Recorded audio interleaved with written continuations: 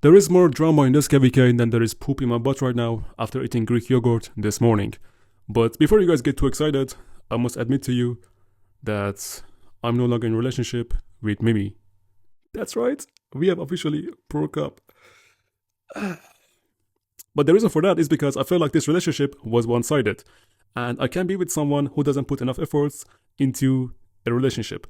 So you know what they say, all good things come to an end, and nothing can last forever. Even Daddy Furious cannot last that much in the bed. Unless, I can change some settings to last longer, like I can drink some potions, but that would just make it catch on fire and burn down. I would be mommy furious. Hell no! Better be safe than sorry. Alright, welcome back to Drama and Controversy that was all over the place in this KVK. I mean, it is pretty much over now because there is just 2 more days left before KVK map closes, we get the rewards, and everyone goes into hibernation. So basically this video is going to be a summary about this KVK, what happened and how it happened, how we got into a shit show like this. So let's start from the beginning, right? We have 6 main alliances in this KVK, participating in this KVK. Some fighting and well, some farming. So to put it simple, this KVK is basically a season 2 and continuation of last KVK, because all the alliances that you see here, they were present last KVK except 1316, and we lost last KVK. 2489 and 1365, my kingdom, we were allies last KVK and we lost. So basically we said, let's stay allies this KVK and continue this story, basically to take revenge, like any other kingdom would. I believe, like, it's common sense, right? But that brought many controversies, and the first camp to disagree with this was 1846 and 1316. The water camp, they came up front and they said, we don't like this, right? So they offered their own proposition and they said, not under my watch. As long as I'm alive, I will not allow you to bring such a disgrace into my house. So Raw Ability, the leader of 1846, he told 2049 that you should not ally with 1365, you should in fact ally with us, and that would make it the most fair KVK ever.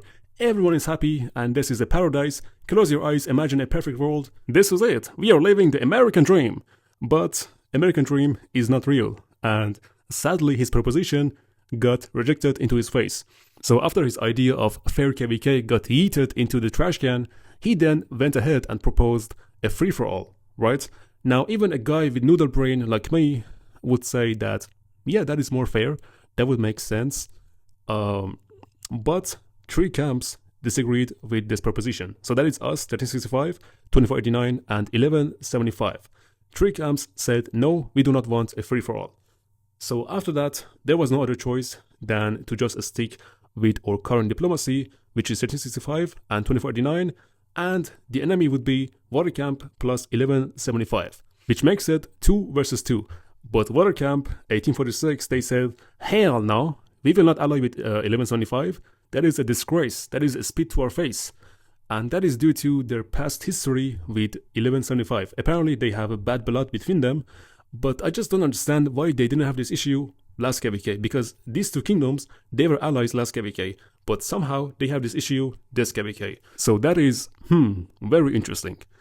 Anyways, 1846 said, we will not claim you 1175, you can go and fuck yourself. And surprisingly, 1175 they said, challenge accepted, we are out of here, motherfucker. And so they did. 1175, they did fight a little bit in Zone 5 against 2489, and then, poof, they evaporized into the air and reduced to atoms. For the rest of KVK, they didn't show up and didn't even build into Kingsland. So they are gone from the beginning, right? They are out. And this made this KVK 1 versus 1 versus 2. Or should I say 1 versus 2, because now 1175 is out of the picture, so that makes it water camp against my kingdom 1365 and 2489. By the way, just for your info, water camp, which is 1846 and 1316, is the strongest camp in this KVK. They have the most amount of players and the least amount of downtime. So the fact that they said allying with 2489 makes it the most fair KVK ever is hilarious to me. But anyways, that is water under the bridge. Moving on. After the split was decided and made public, naturally as expected, Facebook trolls, they wake up from their winter sleep and spam all over the Facebook. No. 1365 chose unfair KVK. 𝒟𝒹𝓊𝓇 chose unfair KVK. I'm having a heart attack. I need my medicine. So you all saw the post on Facebook, right? It's public, and they are still there.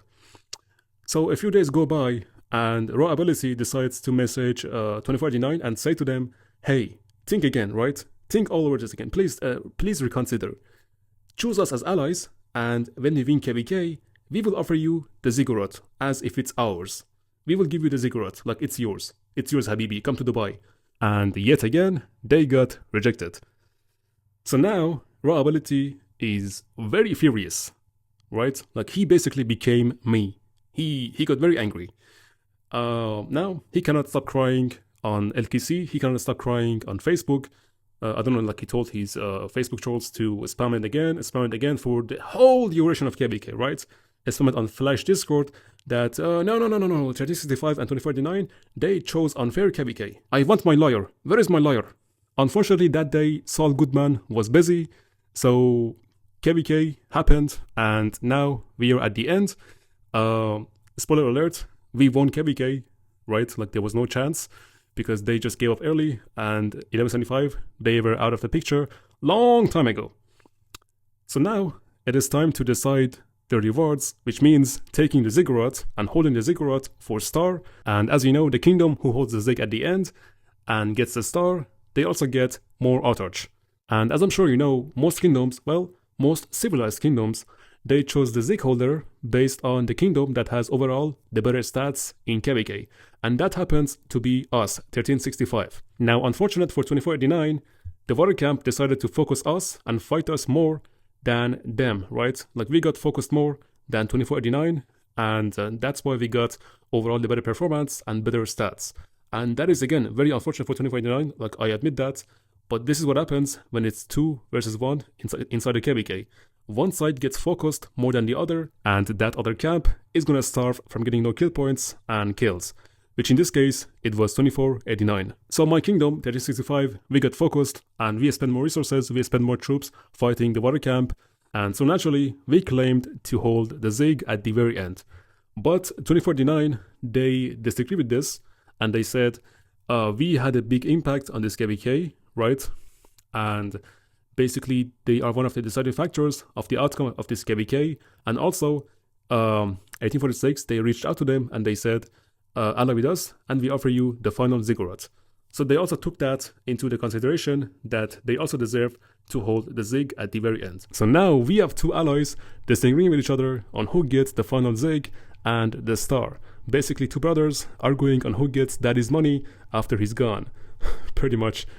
And this led to the world record of Ziggurat being uncaptured for the longest period of time. And this was uncapped for like almost a week and a half, right? Until yesterday, which was Sunday, and it was decided by spinning the wheel of Ziggurat for the first time in Rise of Kingdoms.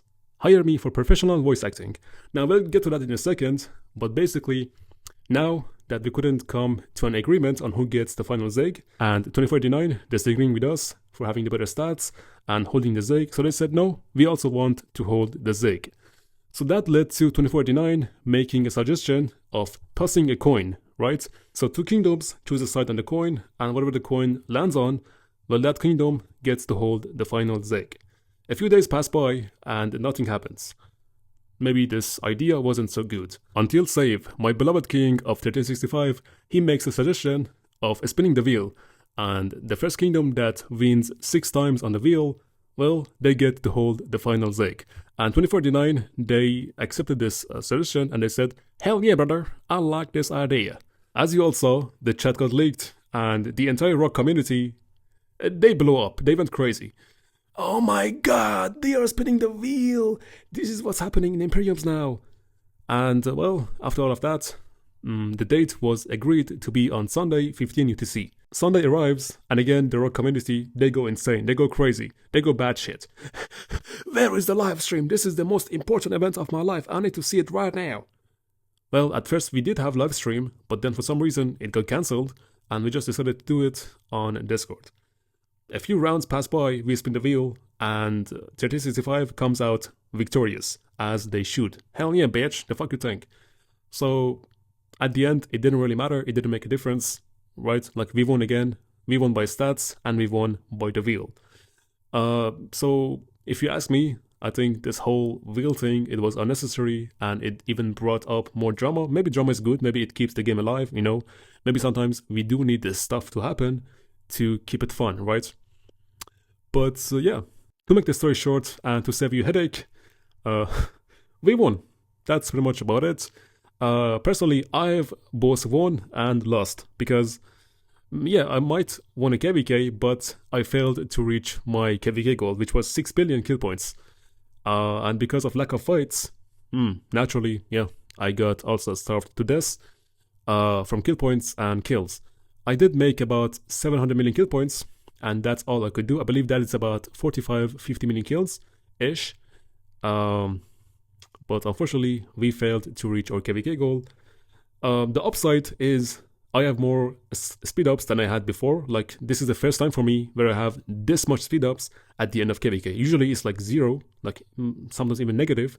But now I have about more than 400 days of speed ups, which makes me more than prepared for next KVK. And I believe this is the same case for most people. This KVK, I believe many got to recover from all sides, from all 4 camps, even though we were fighting the water camp, and they did do some heavy damage to us, right? Like, these guys, they hit hard, especially 13-16. Those guys, they were like not a mini version of 60GT, but they were like a mini version of 1188, which we faced against last KVK. And those guys, whew, they hit hard as hell. So yeah, that's pretty much what happened, and I hope you guys enjoyed the summary. I hope it was accurate, right? If you think it's not, you're more than free to write your own version of the story, your own side, in the comments below, and I shall welcome it with open arms. Also, I'm very sorry for being gone too long. I know you all been asking me to upload, but I was just busy, you know, I was moving out to a new place, and now I think I'm settled and comfortable to start uploading again, so expect new videos very soon. Until next time, take care guys, and I'll see you soon. Cheers! We chillin', baby. This is the part of the stream where I remind you to, like, take a deep breath, not take life so seriously, look away from the screen for a second, stretch a little.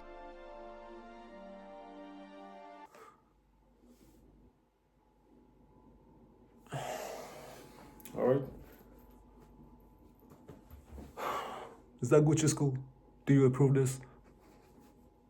All right.